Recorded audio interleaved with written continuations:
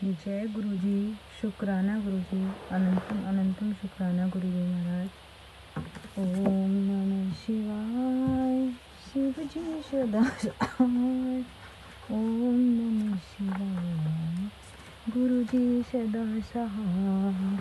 ओम नमः शिवाय, शिव जी सदा सहाय। ओम नमः शिवाय, गुरु जी सदा सहाय। जय गुरु जी, शुक्राना गुरु। आज हम शिव महापुराण का षष्ठ कैलाश संहिता प्रारंभ करने जा रहे हैं। सत्यम शिवम सुंदरम। श्री शिव महापुराण षष्ठ कैलाश संहिता प्रारंभ का पहला अध्याय।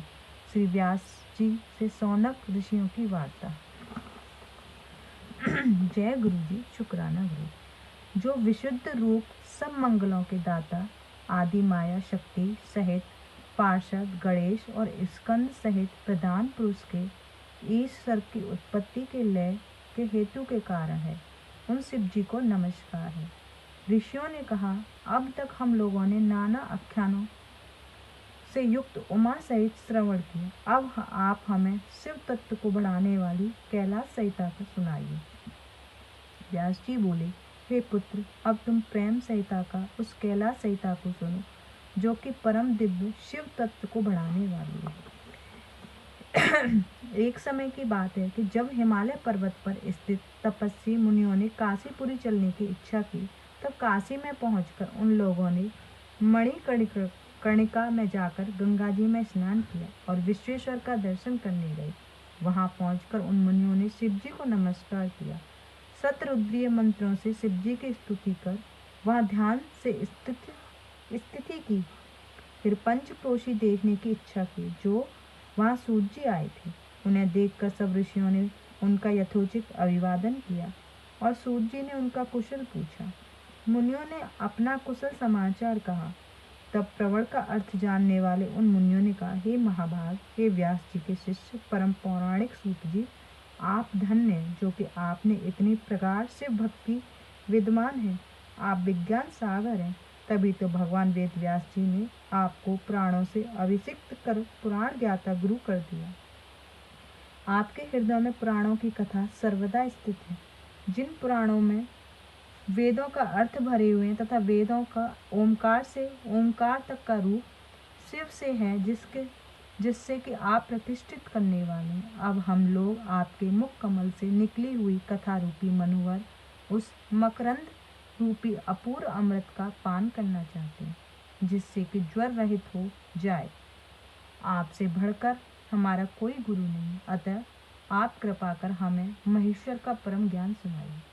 तब ऋषियों ने ऐसे वचन को सुनकर व्यास जी प्रिय से सूर्य जी कहने लगे, हे मुनीश्वरों, आप बड़े ही भाग्यशाली और धन्य हो जो कि कथाओं के सुनने में आपकी इतनी दृढ़ मति है।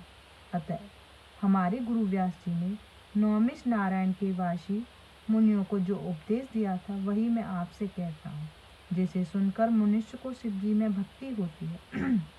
उसी को आप प्रसन्नता से सुनिए। जब स्वारोचिस मनु थे तब उनके अंत में दृढ़व्रती तपस्वी ऋषियों ने नौमी स्नान में सब सिद्धियों को देने वाला यज्ञपति का सहस्त्र वार्षिक एक ऐसा यज्ञ किया जिससे कि समस्त ऐश्वर्यों की जानकारी हो जाए। तब इस परम इच्छा से उन्होंने मन में व्यास जी को प्रणाम कर शिव भक्ति परायण हो सर्वदा भस्म और रुद्राक्ष को धारण किया। तब उन्हें ऐसा करते देख व्यास जी ने वहां उपस्थित हुए जिन्हें सुवर्ण का आसन देकर मुनियों ने बिठाया और संपूर्ण उपचारों से उनकी पूजा की। व्यास जी सुखपूर्वक बैठ गए। तब उन्होंने मुनियों से पूछा, हे मुनीश्वरों, तुम्हारे इस यज्ञ में सब प्रकार कुशल तो है ना? आपने सम्यक प्रकारेण यज्ञपति का पूजन तो किया है। फिर यह कहिए कि आपने किसके लिए यज्ञ किया है। तब नौमिष नारायण वासी उन मुनियों ने महातेजस्वी पराशर पुत्र शिव के परम प्रेमी व्यास जी को प्रणाम कर बोले, हे भगवान, हे मुनि साधुल, हे नारायण के अंश उत्पन्न कृपा सागर, हे महाप्राग, आज आपके चरणों का दर्शन कर हम कृतकृत्य हो गए। हे महाभाग, मैं इस महाक्षेत्र नौमिष नारायण में जो हमने इस महान यज्ञ का अनुष्ठान किया है, उसका एकमात्र यही कारण है कि ओमकार का अर्थ प्रकाश हो गए। हम परमेश्वर के उस परम भाव को सुनना चाहते हैं जो कि महेश्वर का परम रूप है। हे प्रभु, इस संबंध में मैं कुछ नहीं जानते, एकमात्र आपकी शरणागत है। आप हमें अल्प बुद्धियों का संदेह दूर करने योग्य हैं। आप हमें शिव ज्ञान रूपी नौका से तार दीजिए। हमारी एकमात्र श्रद्धा शिव भक्त तत्व जानने की है। इस प्रकार ऋषियों ने उस वेद को जानने वाले व्यास जी से प्रार्थना की तो संपूर्ण वेदार्थ के ज्ञाता महामुनि व्यास जी ने ओमकार के रूप परमेश्वर शिव जी की पार्वती सहित मन में ध्यान करते हुए प्रसन्न उन मुनियों से इस प्रकार कहा। इति शिव महापुराण 6वीं कैलाश संहिता का पहला अध्याय समाप्त। जय गुरु जी। शुक्राना गुरु जी।